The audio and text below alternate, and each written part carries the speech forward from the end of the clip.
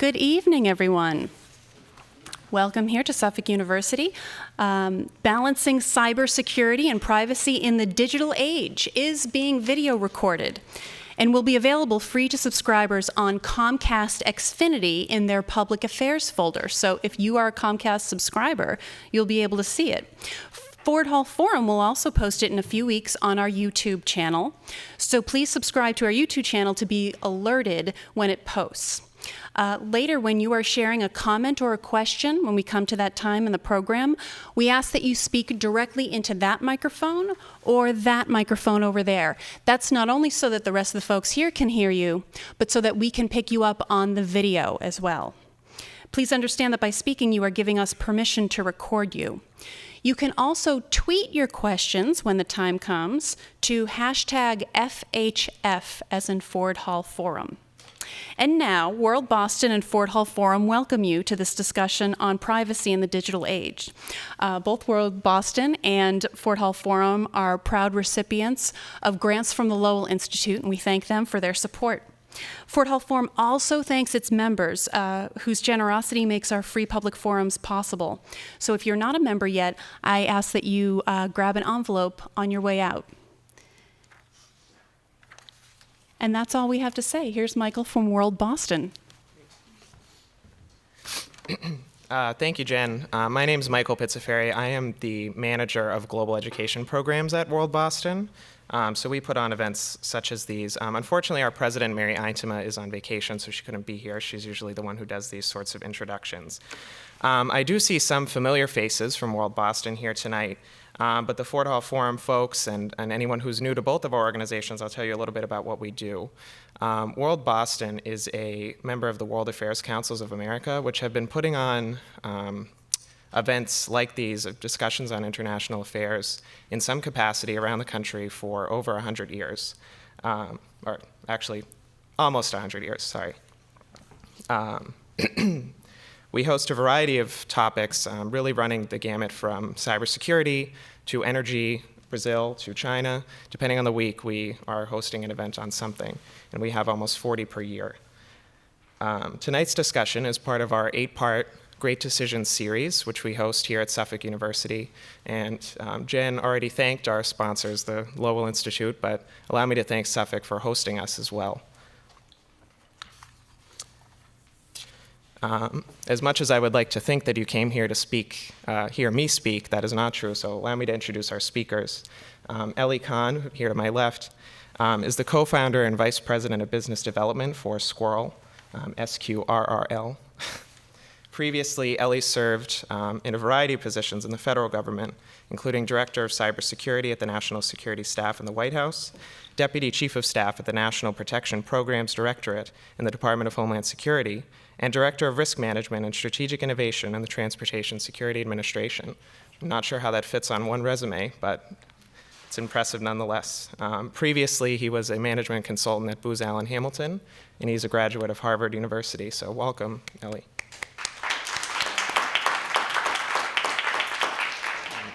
Sorry, and I'll just introduce Ryan as well, so sorry about that. Ryan is a visiting fellow of Security and Resilience Studies at the Department of Political Science at Northeastern University. His ongoing research includes international cyber conflict and security, cyber coercion, issues of post-Soviet space, Russian foreign policy, American foreign policy, conflict cooperation dynamics between states using events data, and regional security and energy politics. Dr. Maness has published peer-reviewed articles in the Journal of Peace Research, Armed Forces and Society, and the Journal of Slavic Military Studies, as well as in Foreign Affairs. He has recently completed 2 books, Cyber War versus Cyber Realities, Cyber Conflict in the International System, and Coercive Diplomacy, Cyber, Energy, and Maritime Power. His main focus is the continuation of empirical cyber incident and dispute data set and Russian energy policies in the post-Soviet space. And his new book uses content analysis to study the concept of state coercion in cyberspace. So thank you, Ryan, for being here as well. And now we'll welcome Ellie to the podium. Thank you. All right. Thank you very much for the introduction. One slight Correction, it's actually Eli Kahn. But my name's Eli Kahn. I'm one of the co-founders of Sqrrl. I'm really happy to be here to tell you all a little bit about my experiences in cybersecurity. Just a quick poll of the audience. Who here considers themselves a cybersecurity expert? None. Okay. Who here considers themselves relatively well-read, follow cybersecurity topics in the news? All right. And who are full cybersecurity newcomers? All right. So we got a good mix here. So I'll do sort of a little bit of a cybersecurity 101, then I'll drift into some more advanced concepts. But once again, my name's Eli Kahn. I spent about 9 years in Washington, D.C. prior to coming back home to Boston. For a good chunk of those years, I was at the Department of Homeland Security, which has an important role in the cybersecurity space inside the U.S. government. They're essentially responsible for protecting all of the critical infrastructure across the United States, including protecting from cyber attacks. And then I went to the White House to work with the National Security Advisor on cybersecurity strategy and policy. I left the White House and government in 2010, went back to grad school, and then co-founded Sqrrl with a group of folks that I worked with from the National Security Agency. So I've done a lot on cybersecurity strategy and policy, know a little bit about cybersecurity technology, and we'll tell you a little bit about that tonight. So first, what is cybersecurity? So one of the things I worked on in the White House was this cyberspace policy review, which really looked at all the various policies that are in place today and tried to understand where are the gaps and where are some new things that we need to do as a government and as a nation. We actually spent a while trying to come up with a definition that is all-encompassing and really covers the gamut in terms of cybersecurity activities. There's a lot in this definition. I'm just going to highlight a few of the pieces here. Threat reduction. So that's really oftentimes an intelligence activity going out and actually trying to arrest hackers, reduce the hackers' effectiveness in cyberspace. Vulnerability reduction is all about closing vulnerabilities such as software flaws, misconfigurations, and making it harder for a hacker to achieve his or her objectives. Deterrence is oftentimes the penalties associated with cybersecurity actions. So having the laws and legal protections in place so that a hacker can be arrested and put on trial and ultimately prosecuted for illegal actions taken in cyberspace. Cybersecurity also spans the gamut across various functions. I mentioned law enforcement. FBI plays a very important role in cybersecurity within the U.S. government in terms of going out and investigating cases of hacking and then trying to find those hackers that perpetrated those cases. The State Department plays a very important role in terms of cybersecurity, in terms of negotiating international treaties and laws with other countries, and I'll talk about that in a little bit. And then, of course, the military and U.S. intelligence community play a very important role in cybersecurity. The military, which I'm sure you'll hear more about later, really considers cyberspace one of their primary domains. For a long time, it was land, sea, air, and water. Now they've added a fourth domain, which is cyberspace, which is an area where they're trying to attain dominance, similar to those other domains. And then, of course, the intelligence community. Folks have read about the intelligence community actions a lot over the last year and a half or 2 years since the Snowden leaks. But the two major players in the intelligence space are really the CIA, and they primarily conduct human operations or human-focused operations, and then the NSA, which primarily conducts electronic operations. So the NSA is focused, one of their focuses is conducting and collecting intelligence, and one of the really good ways of collecting intelligence is breaking into other systems and taking that intelligence. The CIA does something very similar, but instead of relying primarily on electronic means, they're very human-focused, so they're deploying spies across the world to collect intelligence. It's been really interesting watching the intelligence community's activities come to light in a very public way over the last couple years. But I think the thing to keep in mind there is that intelligence activities have been going on since the dawn of the nation state. Forever, nation states have been trying to collect intelligence on each other, and really cybersecurity and cyberspace is one of the primary ways that they're doing it today. Frankly, because it's one of the easiest ways to do it. All right, but what is cyberspace? So cyberspace, a lot of people think about cyberspace as this imaginary thing with bits and bytes flowing through the air. In reality, cyberspace is a very physical thing. All that internet traffic that you are part of or that you intake is really run through pipes, primarily pipes laying on the ocean floor. So, when we think about how to protect cyberspace, it's not just protecting it in a virtual way, but there's actually lots of physical infrastructure that needs to be protected.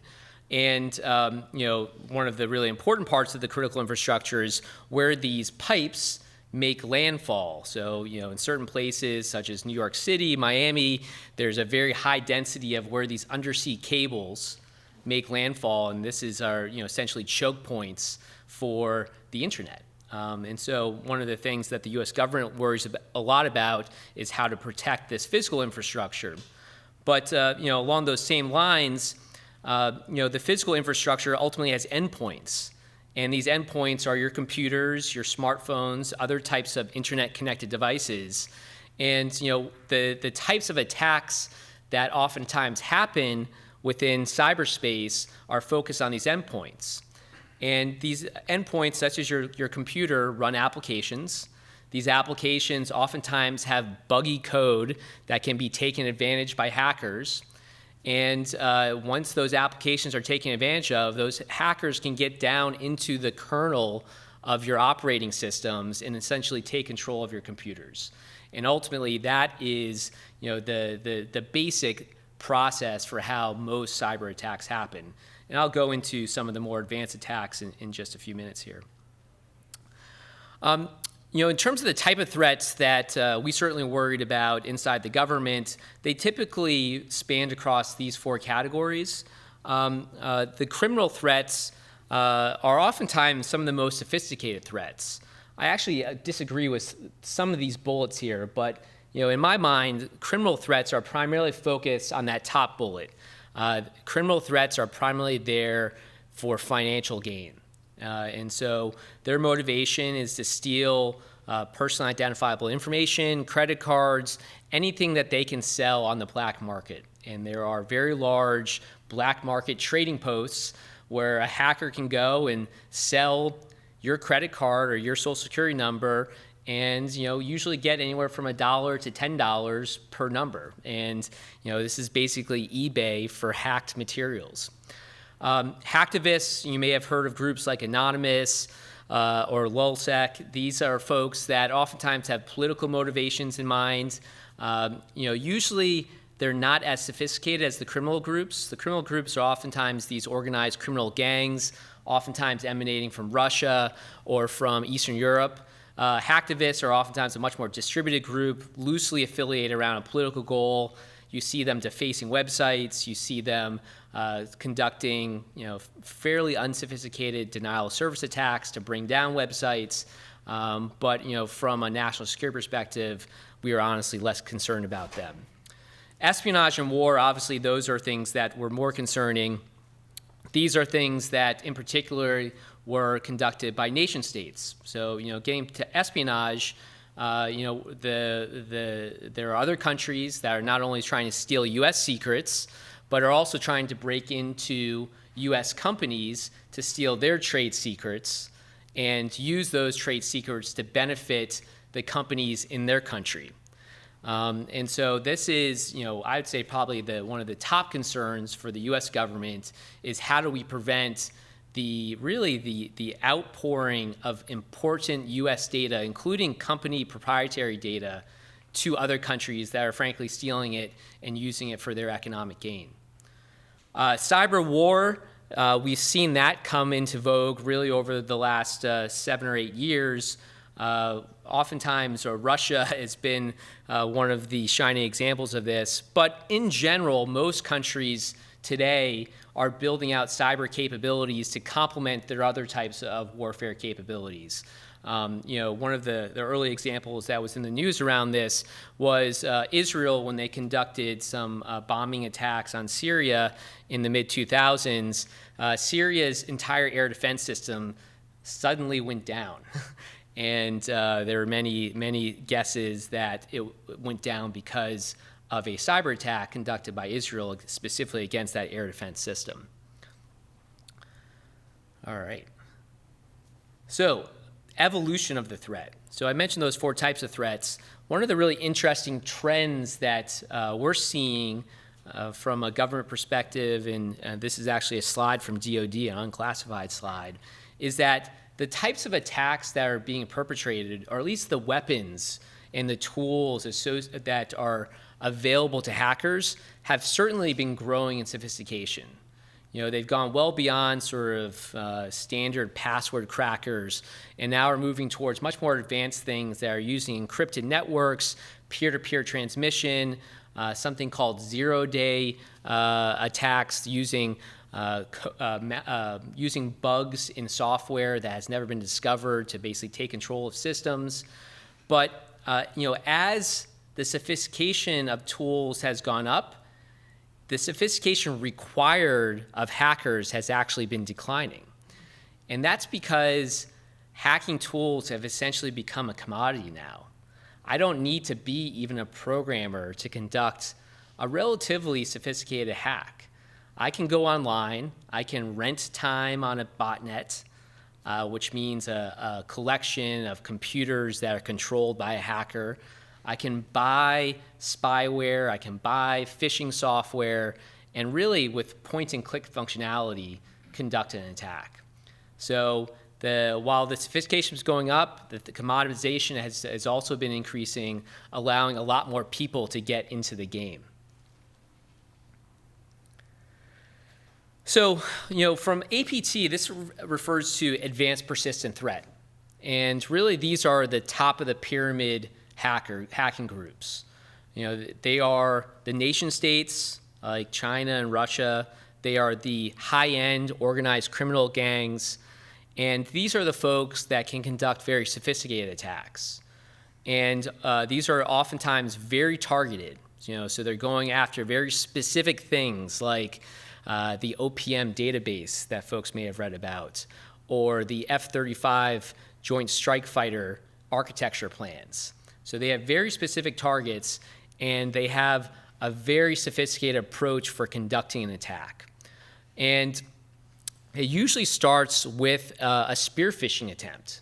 So they will create a very realistic fake email.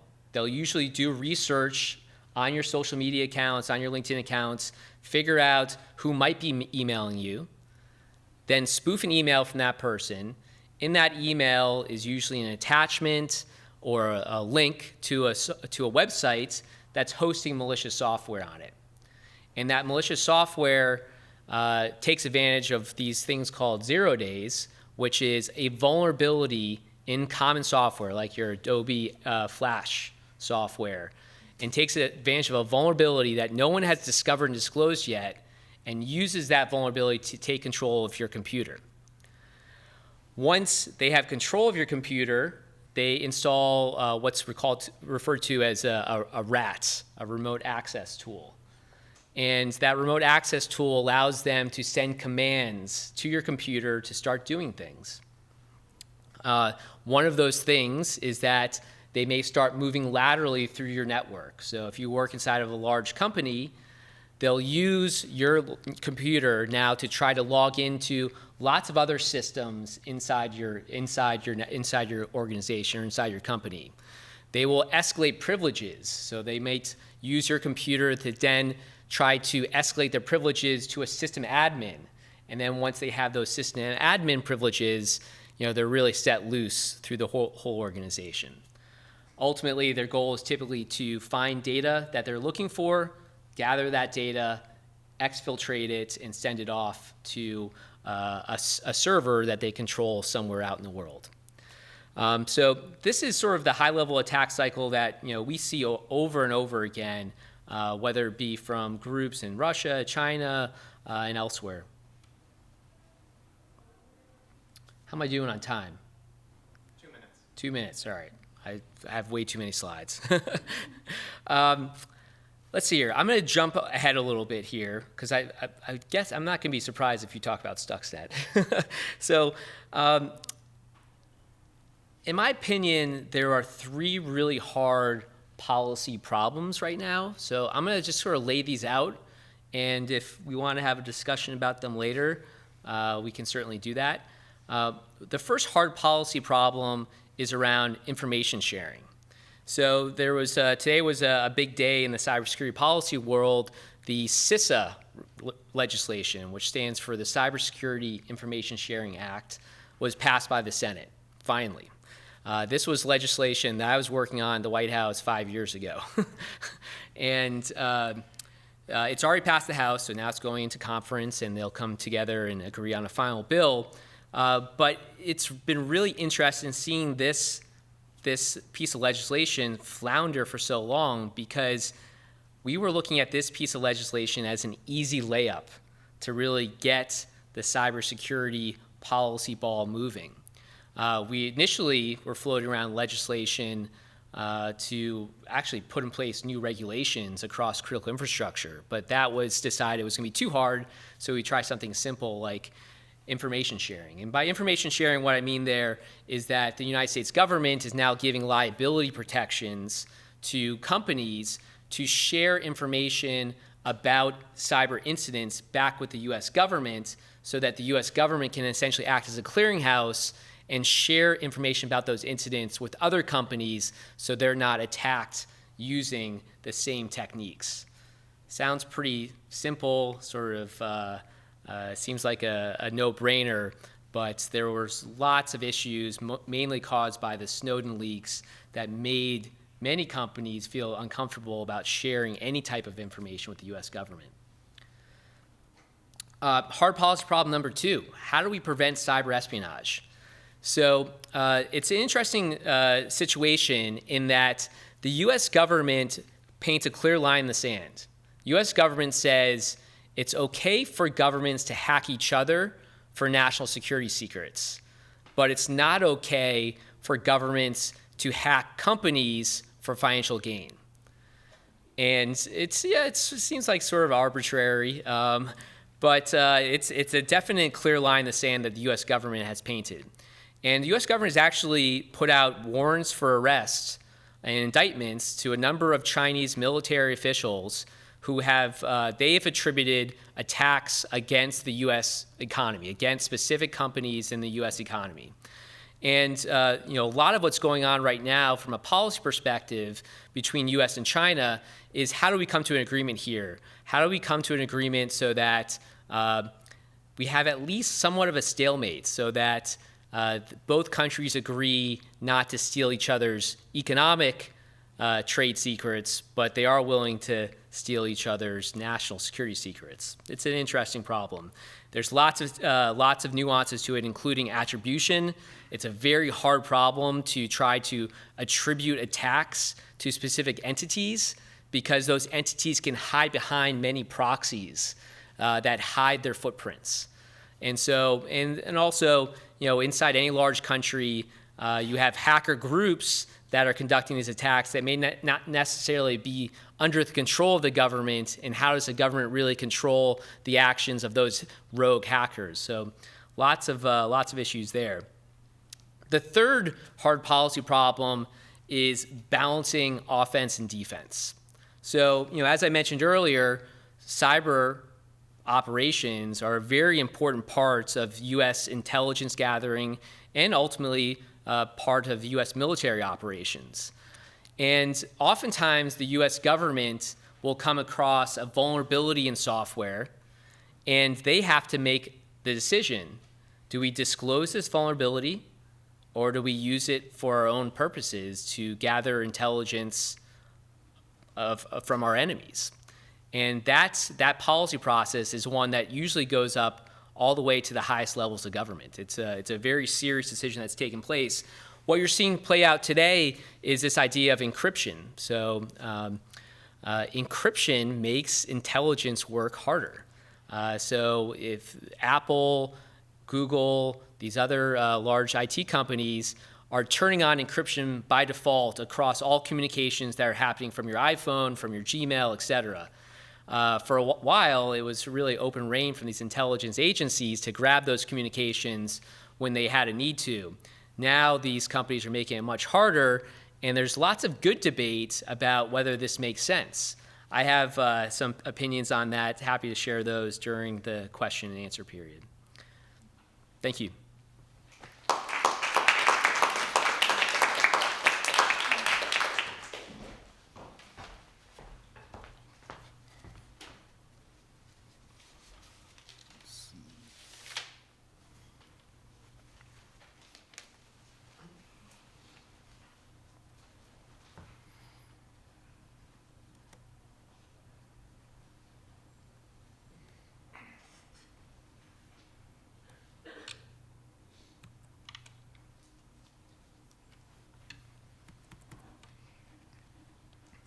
Okay, I'm hitting F5 and it's not coming on.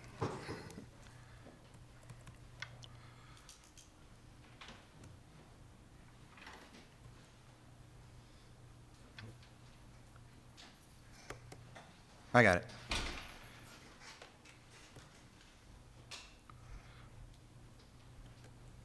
I got it. Yeah. Let's see. Beautiful. All right. All right, so I'm Ryan Maness. I'm at Northeastern University across town here. And my presentation is called The Era of Cyber Peace, ? Oh, and that's a shameless plug for my book that came out a few months ago, so if you're interested, that's the title. So when I say cyber peace, you're probably just asking yourself, what the hell is this guy talking about?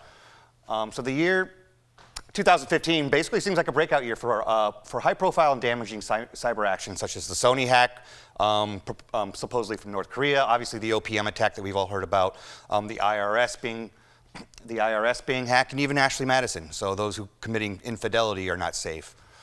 So the idea that cyber conflict is prevalent and normal flies against all evidence when taken when the macro perspective of cyber events is taken into account. So what I do is I study international cyber conflict. I study international cyber conflict between states, and from what I can see, states are very, very restrained. States are very, very cautious about launching more overt cyber actions against each other. So what I find is there's a developing cyber norm even against the use of severe cyber tactics as directed by states against another. So one thing I always like to do is I study threat perceptions, and here in this country, we're not immune to threat perceptions, especially during election season. You know, fear sells. So reactions to the cyber threat are tied directly to the perceptions of the cyber threat, but I argue perception is not reality, and that we've entered an era of cyber peace. And when I say cyber peace, I'm talking about a specific type of peace that comes through the academic discourse of international relations on how to define peace, from John Galtoon in 1996, kind of try to differentiate peace. So negative peace refers to the absence of violence. When, for example, a ceasefire is enacted, a negative peace will ensue. So in Ukraine right now, even though there's some minor skirmishes here and there, we see, for the most part, there's been a ceasefire, and so violence has, for the most part, ceased. And so that's what we're talking about when we're talking about negative peace. Not that there's not conflict involved, but there is just no more violence. And so positive peace is filled with positive content, such as restoration of relationships, the creation of social systems that serve the needs of the whole population, and also the constructive resolution of conflict. So you can argue right now, at least between states, that cyber conflict is in an era of negative peace, and obviously if you're an optimist like myself, we should strive towards a positive peace. So if you didn't know, in the field of academia studying cyber policy and cybersecurity, we've been divided into camps, and we've been divided into camps where we argue with each other all the time. So the cybersecurity field has been divided into what is thought of as two camps on the future of cyber conflict debate: the cyber prognosticators, the revolutionists, if you will, and maybe the cyber skeptics. So I don't like being called one thing or the other, and not being on the edge of a black and white type perspective. So I like to call myself a cyber moderate. So this is a quote from my book, from where I say, and from what I find with the data I collect, is that cyber conflict will occur, but the conflicts themselves will be trivial, will not result in a change of behavior in the target, and will largely be regional cyber incidents that are actually connected to international issues at stake between states. That cyber is just another domain to argue with each other, to go to settle your differences, and to really not escalate things to a point of actual conventional conflict. So I'm not skeptical of cyber technology and its potential, but there's only researchers who are skeptical of these hyperbolic pronouncements that there's a cyber revolution, that we should fear it, that we should securitize our state because cyber's here, there, and everywhere, and we should all fear being attacked and our power grid going down and our missiles being taken over by code. I'm not saying that. We're saying that cyber, yes, it's a problem, but cyber's not the big problem that a lot of people like to make it, like to frame it. So it's not really, the cyber power is really not changing the nature of international interactions. It's just another domain of conflict that can be governed like other domains of conflict are governed in the international system. You don't launch chemical weapons on each other anymore. You don't launch nuclear weapons on each other anymore. So this same sort of normative system, the same sort of taboo system for cyber can be applied as well.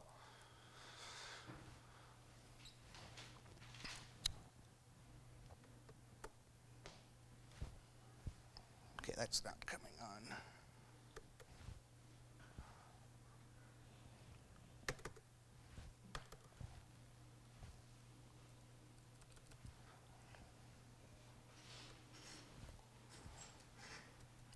My slides are moving.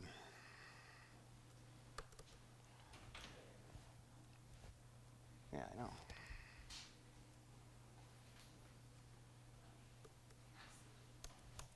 There we go. Okay, so as an academic, I have to present cyber theories and data. And so why does any of this matter? Why is what I'm saying matter between this debate between revolutionists and skeptics? So in an effort to paint people like me as skeptical, the critic tries to marginalize and paint their most poignant challengers as simply out of touch and unreasonable, that cyber conflict is prevalent and we should worry about it all the time. So what I propose are three hypotheses: that while we are witnessing a rise in cyber conflict, that cyber conflict is on the rise, there's no precipitous increase in the severity of these cyber incidents, that they're not becoming more bellicose. Also, actors are restrained from responding to these cyber incidents, meaning that they're not, what they're capable of doing and what they're actually doing is not the same thing. And also, a great proportion of cyber actions fall in the domain of espionage, which is what Eli is also saying is a problem between countries. We can't figure out how to get this espionage thing under control. So one of my mentors is John Vasquez of the University of Illinois, and since I'm a social scientist, we believe that political and international relations theory should be able to explain the past, the present, and the future. So what I have is I've collected data on all international cyber conflicts between states. And the fact is, there have been no major attacks between countries that have risen to any really serious level of danger that was going to escalate into an actual conventional conflict that major powers were going to go to war over.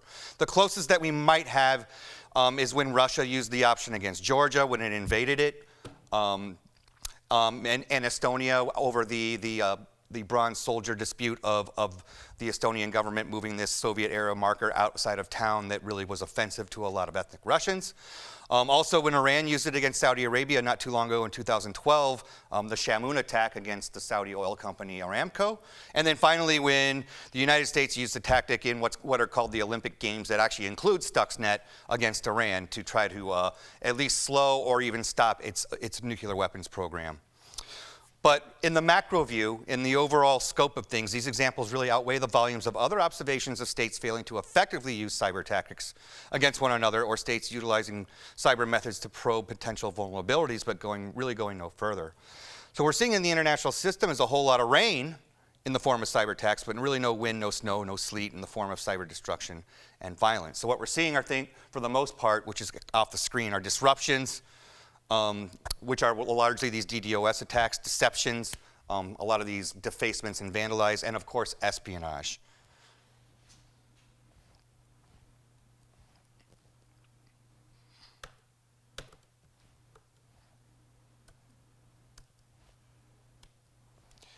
I don't know how to do this. Yeah, I guess. Usually when I push arrows, the PowerPoint moves for me, but now it's not. Yeah. What? Well, I mean, it's moving on the screen, but it's not up there. Yeah.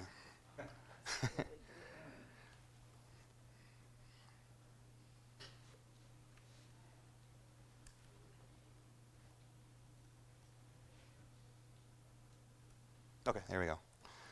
Yeah, but yeah. Yeah, now it's not moving on the screen, so. Okay.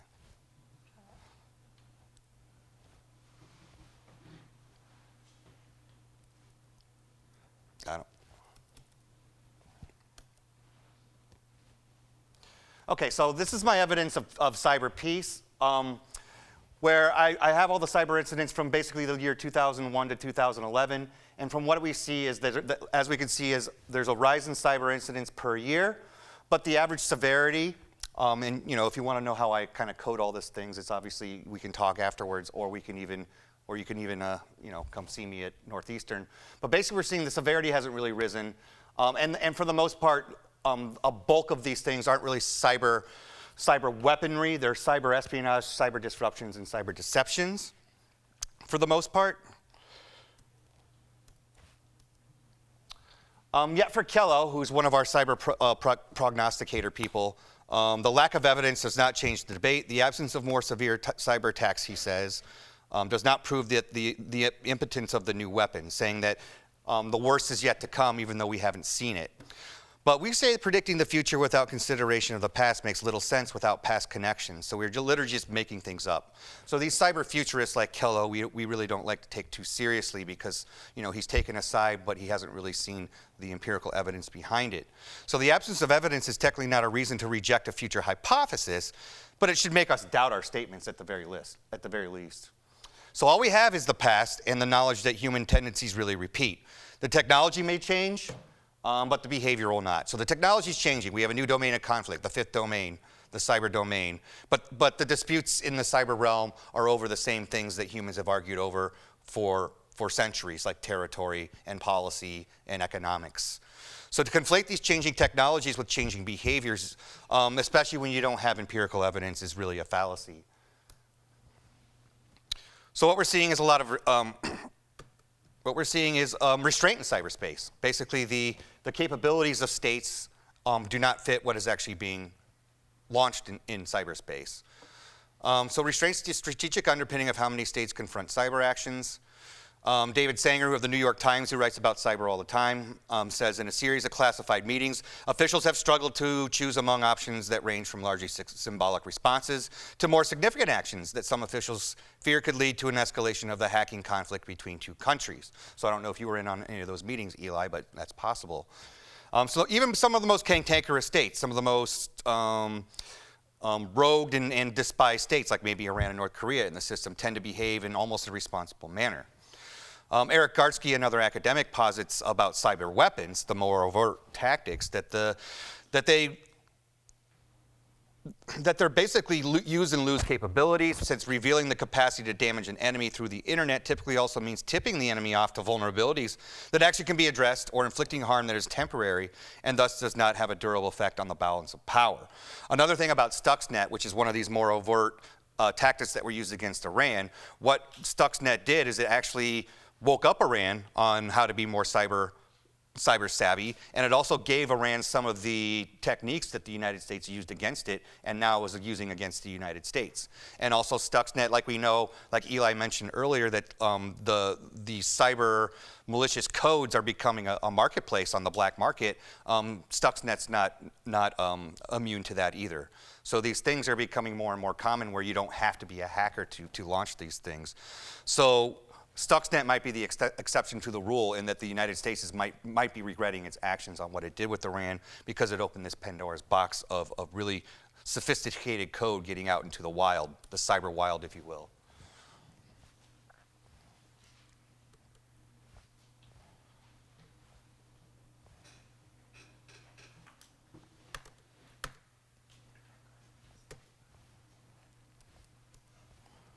And here we go again. Okay, let's see. Oh, there we go. So why are states restrained in cyberspace? What are the reasons why? Well, kind of like deterrence theory, but not really. Deterrence really allows, if you're going to deter states from attacking you in cyberspace, you're going to have to make your capabilities known, and that's what a big difference is in cyberspace than it is in other domains. When we want to tell Russia not to attack us, we tell them how many nuclear bombs we have, we tell them how many B-52 bombers we have, how many nuclear subs we have, and they won't attack us. But to tell Russia that not to attack us in cyberspace because we have all these sophisticated weapons, we don't want them to know these things. So that's what makes it different. That's what kind of makes deterrence in cyberspace not really work, and this restraint concept that we put forth maybe is a better way of explaining it. Number one, the reproducibility of the attack. When you launch a cyber weapon against another country, they can dissect it, they can look at the forensic of it, and they can make one of their own to launch back at you if they wanted. Also, cyber weapons such as Stuxnet are not simple to design. These overt cyber weapons like Stuxnet take years to develop and take a lot of secrecy and take a lot of money. I believe Stuxnet cost about $300 million to design. And it actually, from what I've heard, the rumors is it actually needed an actual human spy to get into the air-gapped network at Natanz plant in Iran. Also, the chances of collateral damage, meaning that cyber weapons are not precise. They can spread into civilian systems and affect a lot of people. Which kind of leads into number 4, the high potential for diffusion of the conflict by dragging in third parties through alliances or even friendship bonds. So when the U.S. gets attacked, you can invoke Article 5 of NATO and say when all are attacked, one are attacked. Are we out of time? Okay. And finally, blowback, since cyber weapons are used to great effect, will demand repercussions. So as John Lindsay of the University of Toronto notes, the most imagined cyber weapons are useless, however, for communicating threats because they depend on secrecy to be effective. So that's the big argument against deterrence in cyberspace. So from what I've seen, I've collected 111 cyber incidents between countries since 2001. And for what I've seen, as far as what cyber does in cyberspace, the reactions from states is that when cyber incidents are launched against each other, there's 87 or 78% have no response, 17 or 15% evoke a cyber response, 7 or 6% evoke what's called a militarized interstate dispute. Doesn't mean that there's been a military action against anything. It's just you're mobilizing troops, or you're maybe moving your ships or buzzing planes past borders.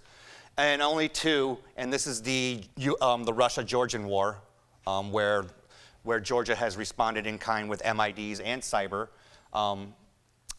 Only 2, we see these kinds of responses. So we don't know how to respond to these cyber attacks really quite yet. And we see that with the OPM hack. When the OPM hack happened, yes, we named and shamed China, but did we do anything back to them? No, we didn't, because we really don't know how to respond to these things yet. So what we're seeing is the rise of cyber espionage, as we all know. So this reality is more banal. We're seeing the rise of cyber espionage, not cyber war. The constant hackings that seem to be reported every day are an intense demonstration of this and provide a stark reminder of the reality of how cyber technologies are used for effect by states and individuals alike. And since I'm running low on time, I'm gonna skip ahead. But basically, what I find is a good majority of the incidents that I found over the last 10 years are cyber espionage, and that's actually on the rise.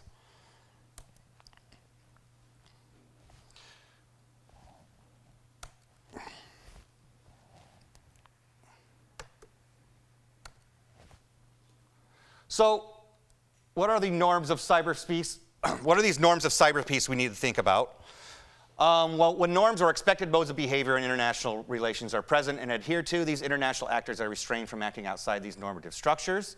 So cyber conflict's a particular situation of which existing international norms can, and based on our empirical evidence, are being applied by states.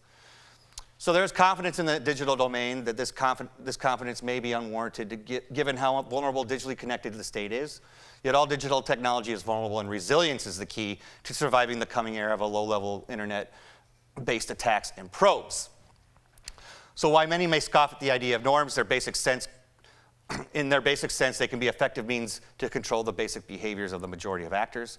Of course, there are always going to be deviants that hack, but as long as we have clear systems of norms, deviancy will be seen as just that, out of the norm.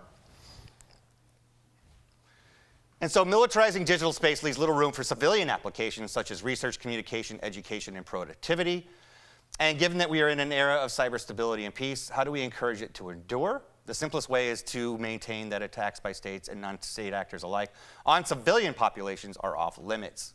So going even further, institutions need to be built that might enforce these norms of non-action and cyber protection.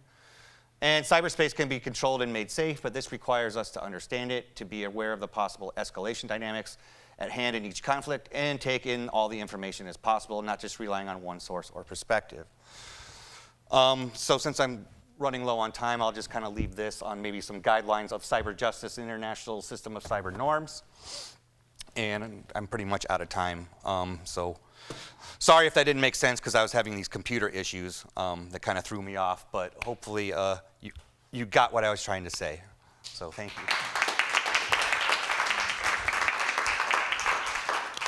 Great, thank you, Ryan. So we'll open it up. We'll allow our experts to ask each other a couple of questions or maybe just a few comments on what they heard from each other. And then we'll open it up to questions from the audience so you can take this time to think of a few things, and I'll let you know when you can line up at the microphones. Thank you. Well, yeah, I pretty much agree with what Eli had to present in that a lot of this threat is overblown. We don't see very many cyber war type issues. We see cyber espionage, and that legislation is needed. And I think this is it be called like CISA? The CISA bill is a step in the right direction, but you could even argue it doesn't go far enough quite yet, because all it does is incentivize the private sector to share information with the government, which means that a lot of times if they actually are able to deter an attack, if they're able to take an attack and prevent it from happening, and they're not required to share that with the government, maybe that's something that the government should incentivize as well when successful deterrences actually happen. Yeah. The term cyber war sort of like drives me crazy a little bit. Yep. Because you don't really see cyber war. You know, cyber operations are oftentimes conducted in conjunction with real wars. Yeah. But what you typically see happening in the cyberspace, I wouldn't consider warfare. You know, some of the things start to get close to Cold War type analogies in, you know, governments using proxies to essentially attack each other. But for the vast majority of incidents that we see in cyberspace, it's really focused on stealing things for economic gain or for national security gains. And, you know, as I mentioned earlier, those things have been going on for quite a while. Now, the one piece that's really interesting in cybersecurity that, in my mind, breaks down a lot of traditional international relations concepts is the idea around attribution. So when you look at sort of like the concepts around mutually assured destruction, or, you know, pretty much any type of international theory around balancing powers, mm-hmm. The issue there is that if I launch a nuclear bomb, if I launch a chemical attack, if I launch any type of physical attack, the attacked party is going to know with certainty who did it and can retaliate based on that certainty. In cyberspace operations, you don't have that certainty. Nation states, criminal actors can launch attacks with relative anonymity. So a country can go and steal data from another country, and it is very hard to attribute that theft to a specific organization. The United States is getting better at it, but frankly, we typically rely on the attacker to make a mistake in order to actually do that attribution. We can make educated guesses because actually attack techniques are relatively sticky in that certain hacker groups, even certain divisions within military units, use attack techniques over and over. They may change it a little bit. The attack may emanate from a different website or use a slightly different strain of malware, but the general pattern is the same. So that's one way that we do attribution is, this sort of set of steps is typically conducted by this hacker group in this country or by this part of the military unit in this country. So attribution is oftentimes an educated guess as opposed to certainty. And that's why it's sort of the Wild West now. That's why you're seeing that big uptick in cyber attacks by nations. Let me rephrase, cyber incidents by nation states. Cyber attack is really something different. Attack is usually to inflict physical damage, blow things up via cyber means. Theft of data is a little bit different. Yeah, and for the most part, what the majority of what we collected data-wise is what are called these deceptions and disruptions, where what we call maybe vandalism or defacements are basically propagandist messages. A lot of this is used by what are maybe more commonly known as cyber terrorists. But I think cyber terrorism is also an inflated term in that if you were going to be a terrorist, you want to blow something up and you want to instill fear, but you also want to inflict, you want to have that moment of that shock value where you can't really do that in cyberspace. When you fly planes into the World Trade Center, that's terrorism. When you say you're going to do something in Death to America on a computer screen, that's a whole different thing. But you see these propagandist-style messages and these DDoS or denial of services. These are the majority of what we see, which aren't that sophisticated to use and do kind of lead to a disruption in a nation state and maybe even provoke a reaction. But like he said, terms like cyber war, cyber attack, are more conflated. That's why we've changed the terminology in our book to cyber conflict and cyber incident to kind of put it in perspective. Because how things are presented in the media, how things are presented with language really does matter, especially when you're telling a large audience that we're at cyber war with China. That can really evoke a lot of enmitic perspectives in a lot of people that we need to fear China and China's the big bad wolf.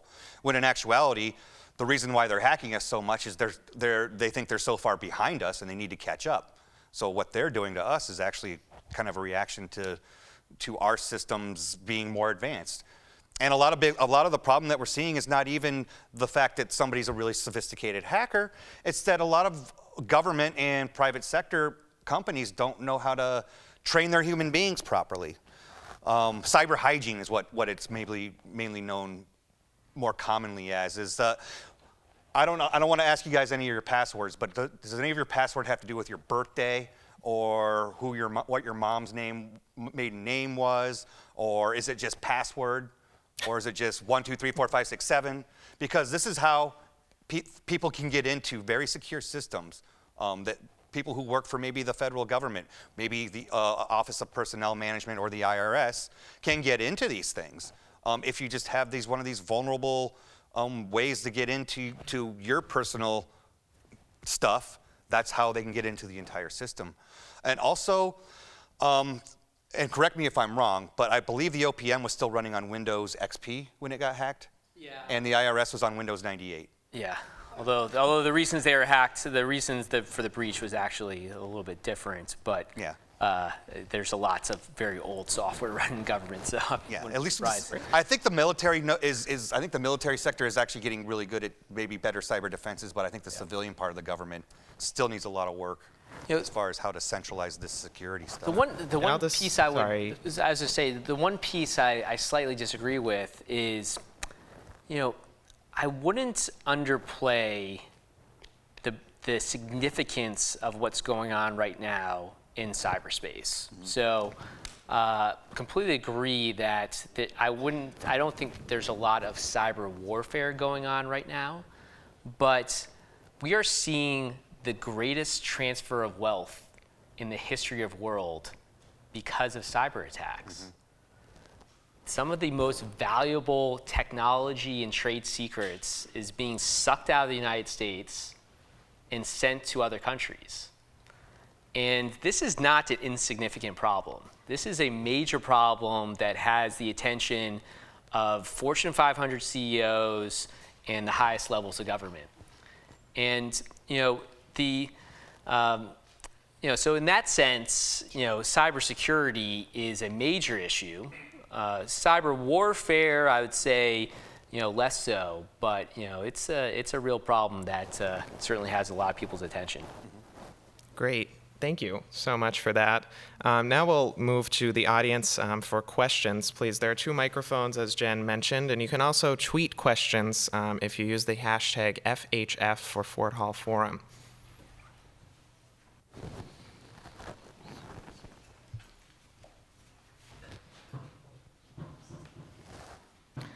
I have a kind of a 2-part question, if I could. First one is, as you mentioned, issues of hygiene are involved with the kinds of cyber activities that affect most of us.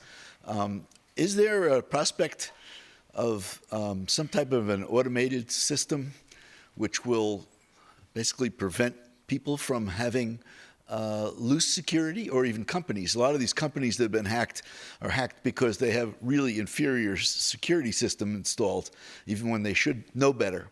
So is there something that one can put into operating systems, for example, that might automatically take care of that problem in the future, or at least reduce the risks? That's my part 1. Part 2 is I was really kind of very surprised to hear you're poo-pooing the cyber terrorism issue. And the main reason for that is that we have actors out there who aren't state actors, but who want to be cyber terrorists. And where it's distributed, like the ISIL people, for example, who are trying to get technologies for everything from traditional kinds of things like soft nuclear attacks or in dirty bombs, or trying to get cyber weapons that can be used for soft cyber targets, where they would disrupt the economy in piece by piece in the U.S. So I would ask you whether you think that those things need a defense to be set up. So I am very concerned about cyber terrorism because it gives terrorist actors that oftentimes act in a non-rational way, at least from our perspective, to conduct potentially destructive attacks. I think for the most part, it's a rising threat. It's not a threat today where we're going to see catastrophic attacks. But going back to that slide that showed the projection of cyber operation capabilities and the decreasing sophistication that's needed to carry out those capabilities, if that trend continues, more and more of these sophisticated tools are going to become commoditized and available to people that want to blow things up. And you can have kinetic effects through cyberspace operations. Stuxnet showed that. Stuxnet was a very sophisticated operation that required many years of investment, but over time, those types of operations will become more commoditized. I'll answer the second question also, but before I do that. Yeah, I would agree with him. I say right now it's not because of the relatively newness of the tactic, but like he said, if things keep going the way it is and things are able to get out into the variable cyber wild, then yes, in the future it could become an issue. But I'm just saying right now, I'm an academic who studies the past to predict the future, and right now the past says no. But and to kind of answer your question about the first question is, there are systems that they're taking away people's individual CPUs. They're not allowing flash drives. coming into their systems. I've actually talked to a couple DoD people that they're actually super gluing their USB ports, so you can't even bring in a flash drive. And then obviously there's other ways like, proper human training is a big thing that I think is a lot overlooked when it comes to cybersecurity. So I'll let Eli continue with that. So my company sells one of those magic technologies. Okay. But frankly, though, there is no magic bullet. There's no silver bullet to cybersecurity yet. There's amazing research going on inside places like the Defense Advanced Research Projects Agency to develop self-healing systems that use the human body's immune system as inspiration. But today, the best defense is a layered defense. And a layered defense means, starting from your computer, you're properly updating it. Oftentimes attacks take advantage of old software that hasn't been updated. So just updating your computer can have a huge benefit. But encrypting sensitive information, turning on multi-factor authentication on your email, having a firewall, and then as you start getting into large organizations, they're starting to use more machine learning style techniques to detect anomalies across all of their network and endpoint traffic, and using those anomalies to flag potential issues. So using more mathematical approaches for cybersecurity, and that's where our company is focused. But ultimately, you need to be doing all of it. Great. We'll move over to the left microphone. Thank you. My question is for Mr. Kahn. I'm interested in your position on whether you can have encryption on smartphones that gives a backdoor to the government without being vulnerable to all sorts of other actors. No, it's a great question. It's one that, to be honest, I'm sort of torn about it. The Chicago police chief had a great quote as part of this discussion, saying that the iPhone is now going to become the smartphone of choice for pedophiles, because encryption is going to be turned on by default. I think that might be a little bit of a hyperbole, but in general, this debate has actually already happened. It happened, back in the I believe it was in the 70s with something called the Clipper chip, and back then NSA was trying to put a backdoor into encryption technology so that they could get access to it, and that got squashed pretty quickly. And ultimately, I think it's the right thing for these companies to be turning on strong encryption. It certainly makes the job harder for intelligence agencies and law enforcement, and pray that none of us will ever be in a situation where a law enforcement agency is trying to access the phone of a loved one that's in trouble and can't do it because of encryption. But ultimately, I think the benefits, on the whole, outweigh the costs. I suppose, Professor Maness, that you had spoken about this more at length, but I was struck by the amount of consensus that you both have that true cyber war is sort of confined to this much more limited domain. And could either of you comment on how this discourse of cyber war, especially in the public lexicon, sort of developed? It sounds like that these issues are sort of very hard to distinguish from just better IT security and ordinary crime, and perhaps is it just sexier to conceptualize it more as like a war versus, we need to fund the IT department better? I think war just means something very specific. Yeah, it means people dying. And fortunately, there's been wars that have happened, over the last 10 years, and cyber operations are part of every war, especially in sort of the new model of warfare, where oftentimes we're targeting individuals as opposed to having tanks roll across, borders. And the targeting of individuals is greatly enabled by cyber operations. Hacking people's cell phone to track their movements, using those movements for targeting purposes.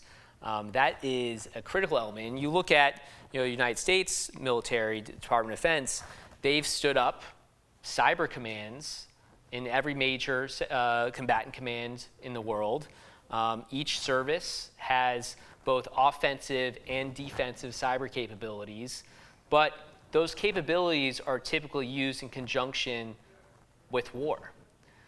So to me, the question is cyber war more prevalent, is inextricably tied to whether there's war going on. So I think if you want to call it cyber war, I do think cyber war is increasing, but only as only in conjunction with actual warfare operations. Yeah, my next book project, actually, what we're doing is called a combined arms approach, where so book number 1 found that cyber as a coercive tool on its own is not that effective in coercing other countries or other people into changing their behavior or changing their policies in any way. So now we're going to test to see, when combined with like a diplomatic threat or a diplomatic reward offer, or economic sanctions or economic rewards, or even military threats or military assistance, whether or not these cyber, the cyber technologies help or hurt or hinder or coerce in any way. So that, I'll let you know in about a year or so if that works out. But yeah, also in political science, war means, especially in quantitative political science, war means people are going to die, and people are dying. So we haven't really seen people die as a direct result of a kinetic cyber attack yet. You can't really pin that on anybody. So that's, from my perspective, that's why I don't like the term cyber war. But it's, we live in a sensationalized media society where you hear cyber war and you're like, ooh, I'm gonna watch that, right? And so I attribute it a lot to our sensationalized media. Obviously, people like Leon Panetta's threat, his most famous quote is, we should be worried about the next cyber 9/11 or the next cyber Pearl Harbor.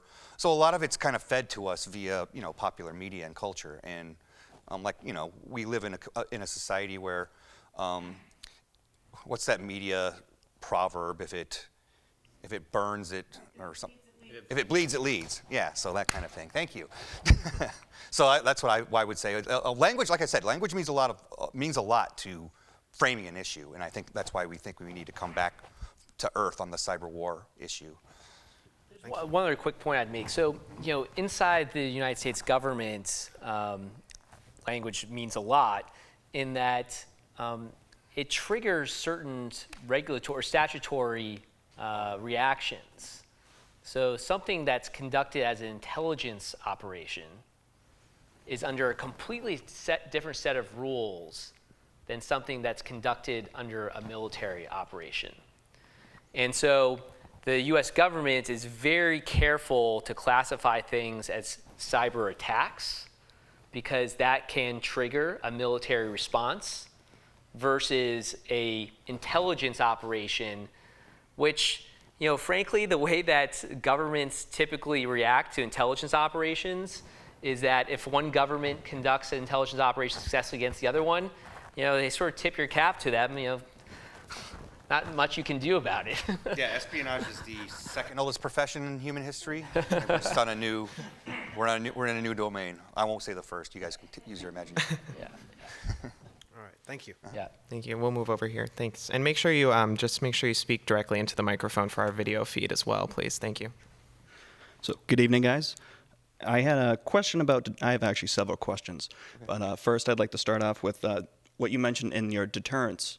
And I was curious why you said deterrence doesn't work, how countries don't want other countries to know what they have. Mm-hmm. And what I got out of that was, why wouldn't it work when we have so many superpowers in the world, where eventually all the superpowers would have the same technology, if not better? Well, deterrence, the whole idea of deterrence is letting your enemy know what you have. And so when we did that during the Cold War, we would test a nuclear missile so the Russians could see it. We would, the Russians would parade their new tank or their new missile through Red Square so we could be able to watch it. When it comes to cyber, when we launched Stuxnet against Iran, we denied it. We said, no, that wasn't us, for a long time. So when we're talking about deterrence dynamics, you don't see that in cyber. We actually were denying it, whereas, if if deterrence was working in cyber, we would say, yeah, we did that, Iran. What are you going to do about it? And that's what we did with the Russians in the Cold War. So that's kind of what I mean. Deterrence as a theory is not really working. But if you want to throw the word, using language again, deterrence, trying to deter a country from attacking you by saying what you have, we really haven't seen that. We've heard Obama say, whoever attacks us will be met with huge repercussions. But have we followed through on that threat? I don't think we have. Because a cyber attack on the United States is considered an act of war. It was in the 2011 White House cyber doctrine, and that was an empty threat, basically, from what I've seen. I don't know if you want to add anything to that. Oh, I don't think it was an empty threat. I mean, I just don't think we've necessarily seen a cyber attack that would warrant a military response. Mm-hmm. I think the other piece about deterrence is that deterrence and attribution are closely tied. So, people will be much less deterred in conducting a cyber attack if they know they can conduct that attack without being found out, which is often the case in cyber operations. So it's going to take a lot to. There's probably nothing that's going to deter me if I know I'll never get caught, and that's what we're seeing. Yeah. Great. Go ahead. Yeah, actually, back on the issue of attribution, it seems like there's a pretty rich ecosystem of private sector companies that are doing that type of threat intelligence. And I'm curious to get a sense of what the federal government can do to tap into that ecosystem a little bit better. Well, the federal government taps actively into that ecosystem. Federal government is probably one of the larger customers for many of those threat intelligence companies. But the federal government also develops its own threat intelligence. And there's some interesting programs in place now where the federal government is actually sharing its classified threat intelligence to members of industry. So Department of Homeland Security and NSA have partnered up and developed a service that industry can actually purchase through certified telecommunications providers to get access to these classified threat signatures that they're producing. I think the hope is that with this new CISA law, that the U.S. government is actually going to be able to produce even more threat intelligence by serving as this clearinghouse for cyber incidents. But yeah, I mean, most of those folks at the big threat intelligence companies, they came out of the U.S. government. So they're using techniques that they really learned inside the U.S. government. Sure. Thank you. We have time for just one more question. There was recently a talk for World Boston on the novel Ghost Ships, which Ghost Fleet. Ghost Fleet. Oh, Peter Singer's book. Yeah, which posited that that the next actual hot wars are going to be done all by cyber, because all of our military systems really are controlled by software in great detail. And so I'm wondering, that's something we won't see until there is such a war. I'm wondering whether you think that we are at a state where we're well defended against such things, or whether we're very vulnerable in such areas. We're very vulnerable. I mean, there are foreign countries that have logic bombs sitting inside our critical infrastructure today that we don't know about, or that we found out about and have tried to clean up. Mm-hmm. So inside our electrical grid, inside our military transportation systems, we can be sure that if we got into a major conflict with another country that has significant cyber operations capabilities, cyber attack capabilities, we will see major impacts into our internet connected systems. Absolutely. Yeah, I agree, and especially the United States. We're one of the most plugged in countries there, so that makes us very vulnerable. And yeah, he's right. I'm sure Russia and China have planted things in our critical infrastructure just in case. But you also have to, with that Ghost Fleet, I heard he got a Hollywood movie deal too, so good for him. But you also have to take into consideration that this kind of major power war won't end in our nuclear annihilation in any way. So, that's what he's assuming with this book is that when Russia and China and the United States go to war, that we're not going to nuke each other, which I hope we don't. But also a major power war again would be something terrible as well. But yes, cyber will play definitely a big role, especially with the major cyber players. Great. Well, thank you so much to our speakers. Really great presentations, both, and thank you for answering the audience's many questions.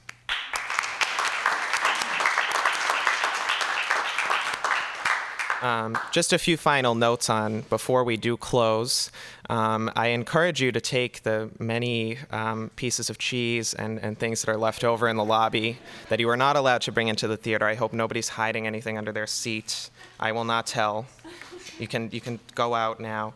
And I also just want to plug as well some of World Boston's events. Rule mentioned one of them, and on Monday we're actually hosting another, one of these Chat and Chowder series, which we host at the Downtown Harvard Club. Mondays is a similarly tech-themed, not quite cybersecurity. We'll be featuring the author of a book called Geek Heresy, Rescuing Social Change from the Cult of Technology. That's on Monday evening. I see a few Chat and Chowder regulars here, but we'd love to have some new faces in the crowd. And I encourage you to also check out, we have our fall events flyer, as well as the Ford Hall Forum's fall program in the lobby as well. In addition to the cheese, maybe consider taking that home with you. But thank you all so much for coming tonight. And also allow me to thank the Ford Hall Forum for this great collaboration between World Boston. Thank you.